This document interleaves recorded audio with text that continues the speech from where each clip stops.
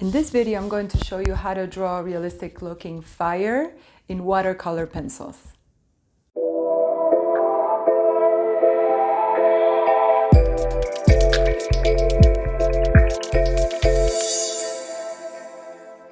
Hello everyone, welcome to my channel and welcome back to those of you that have been here before.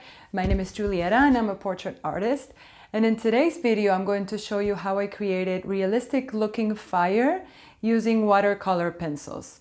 Watercolor pencils are great in order to do things that are more specific, that you don't want it to be, a huge surface or anything, and you have much more control of the medium and how you use it. And in this case, I use very little amounts of water because this is actually mixed media that we're doing. So without any further ado, stay tuned and I hope you enjoy this video. For these purposes, it's actually pretty cool how life works, isn't it?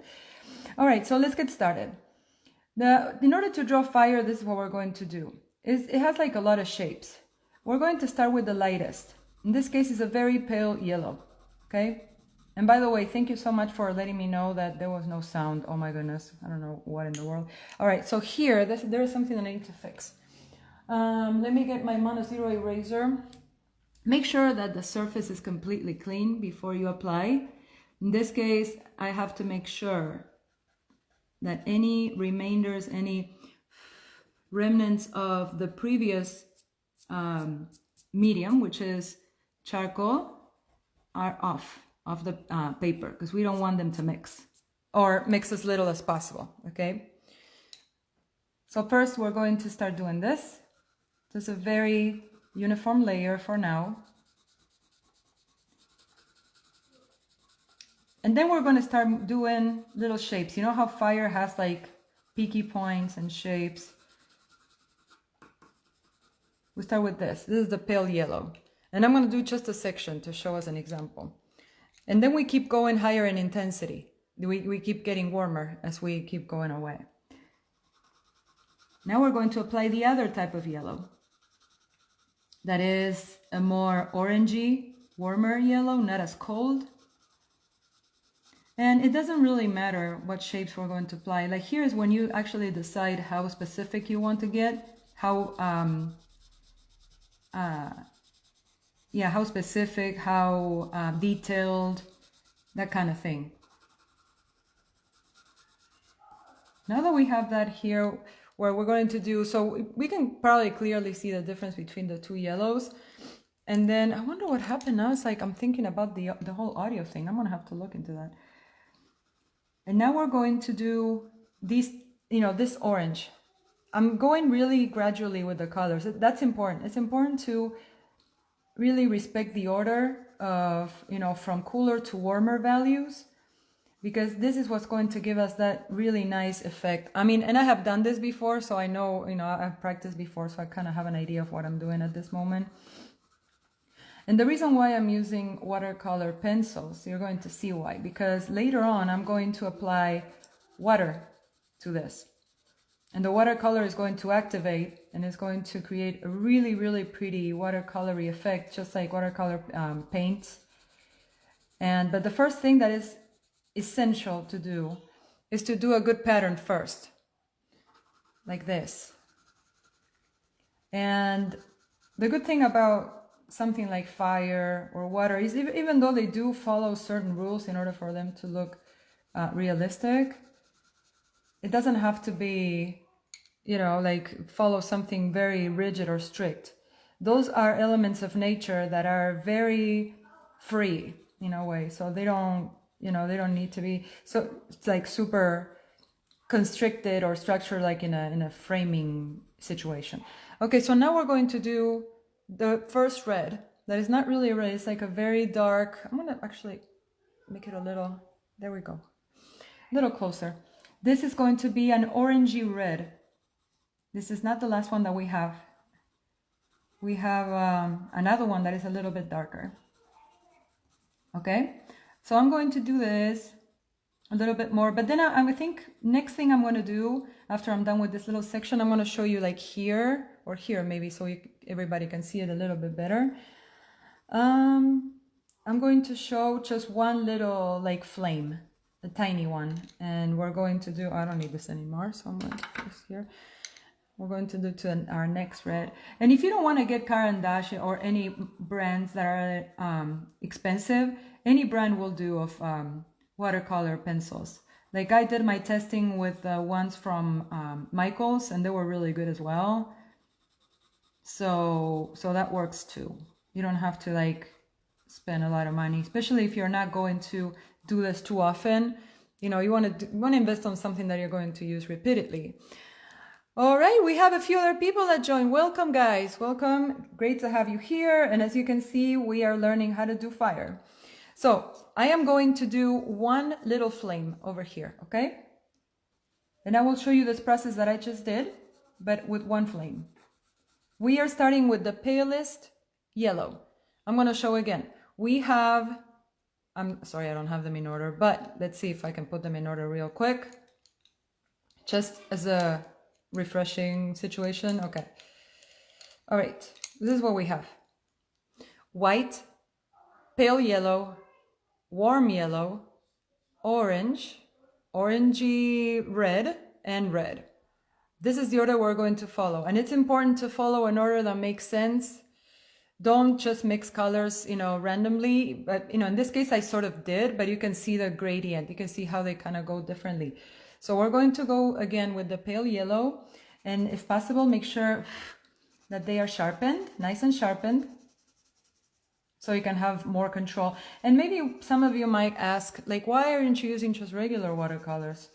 Because number one, this paper is basically like pastel paper. It's not watercolor paper, so I don't want to go like crazy with water. It's going to wrinkle the paper too much. And number two, because if you apply just regular watercolor paint, it's more difficult to control. But watercolor pencils, the advantage they have is that they are more specific for smaller areas. Okay, now I'm going to apply the warmer yellow. We're still in yellow, but warmer. And you start applying them as you go outward, okay?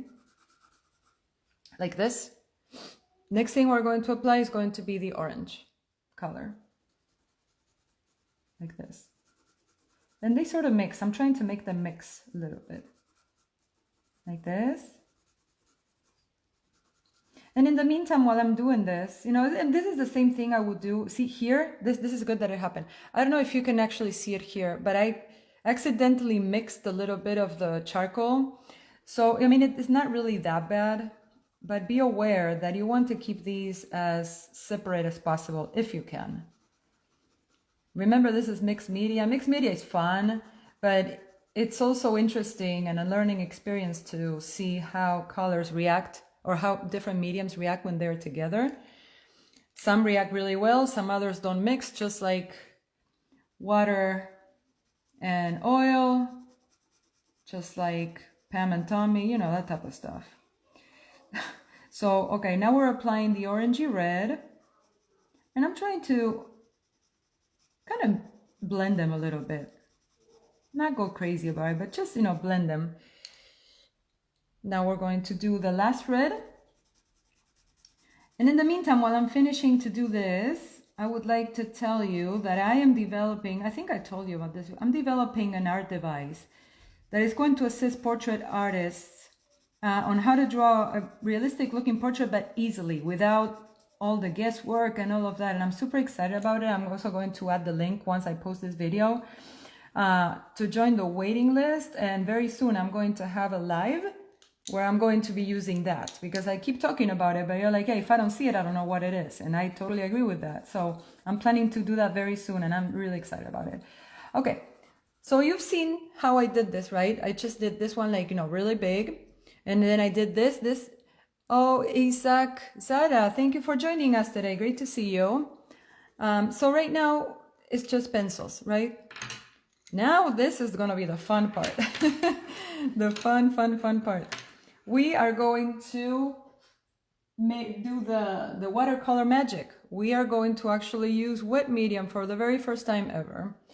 But be mindful, in this case, since this paper is not a watercolor pencil, I mean a watercolor paper, be mindful with the amount of water. So I have a paper, you know, like tissue, no, paper towel here, just to get rid of the excess water. You know, start with less is more, right?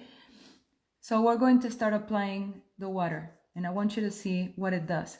Can we already see how the pigment comes alive? Look at that. Amazing. Just amazing. Like, you know, it's like, I love watercolors. It's a medium that some people are very good at. They know exactly what they're doing. And that's exactly what happens with it. Like, it's beautiful, but at the same time, it gets out of control. And you have to know what you're doing, because if you make a mistake, it's very hard to correct it. It's not impossible, but it's kind of hard. So what I'm doing now, I'm just applying very little bits of water. And then the watercolor is kind of doing the rest. That's one thing I love about fire, how, you know, it's like so pretty and so vibrant. When you see it like in pencil form, it doesn't really look like much. It just looks like colored pencils. At the moment you kind of do this, and then we can give it a little bit of a curvature. Like, you know how fire is one of those things that is very difficult to control. And it's like also, since this is a fantasy composition, it's also kind of fantasy type of fire. But we get the idea. I just want it to be very, very vibrant. I want it to be very, like, makes a statement, and everybody knows what it is on top of that. But as you can see, I don't apply a lot of water, and I don't go back to the same area where I worked, because I don't want this paper to wrinkle too much.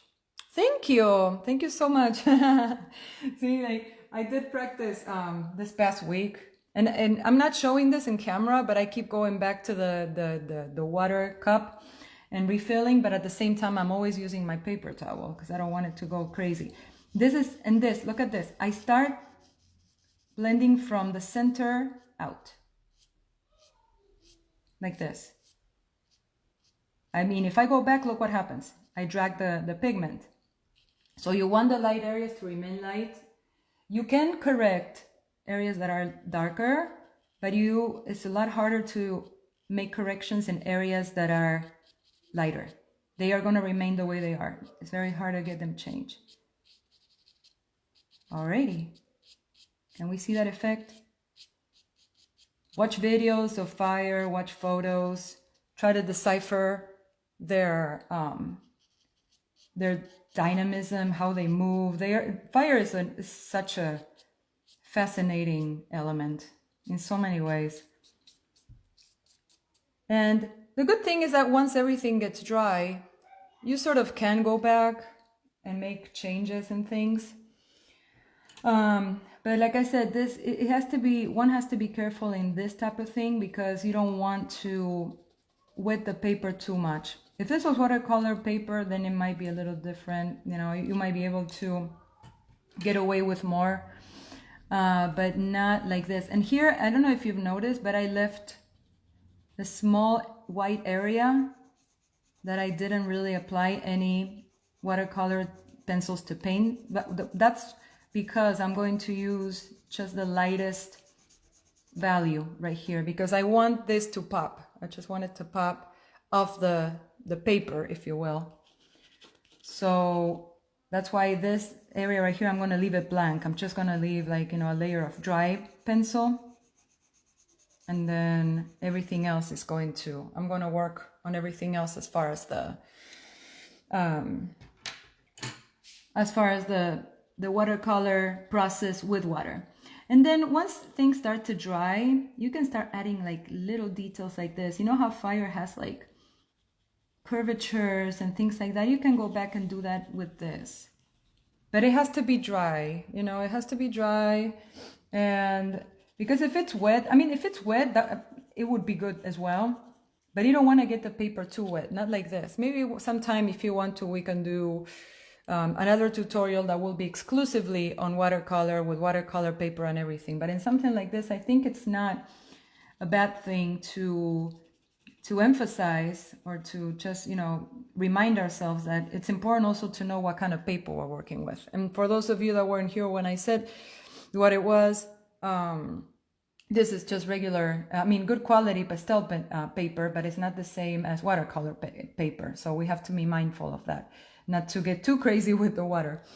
So this is basically the process I'm going to follow in order to do fire all over here, because that's the element of Aries. And yeah, I'm excited about it. It's, you know, it's always cool to do, you know, like different things, not always do the same thing.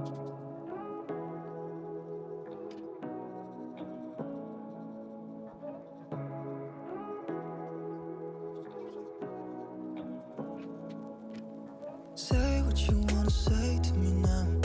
I wanna wake up with you in the morning. Show me there's nothing fake to me now. I wanna wake up with you in the morning. Say what you wanna say to me now. I wanna wake up with you in the morning. Show me there's nothing fake to me now. I wanna wake up with you in the morning. Turn this room, turn it to an ocean. Let me float around. Eyes closed, like we're dreaming even when we're not.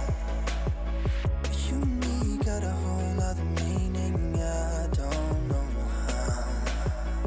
You and me just know how it feels when we're falling in love. Say what you wanna say to me now. I wanna wake up with you in the morning. Show me there's nothing fake to me now. I wanna wake up with you in the morning. My friends, thank you so much for watching this video. I hope you found it useful and I hope you were able to learn something. And if you have any comments, any requests or any questions, please leave them down below and consider subscribing to this channel if you like this video. And any tips that you may have are going to help me improve as an artist, as well as sharing with you whatever it is that you find useful in order for you to become an amazing artist. So thank you very, very much for watching, and don't forget to check out my website to grab your free tutorial on how to draw a realistic looking face. So thank you very much for being here, and I look forward to seeing you in my next video. Bye bye now.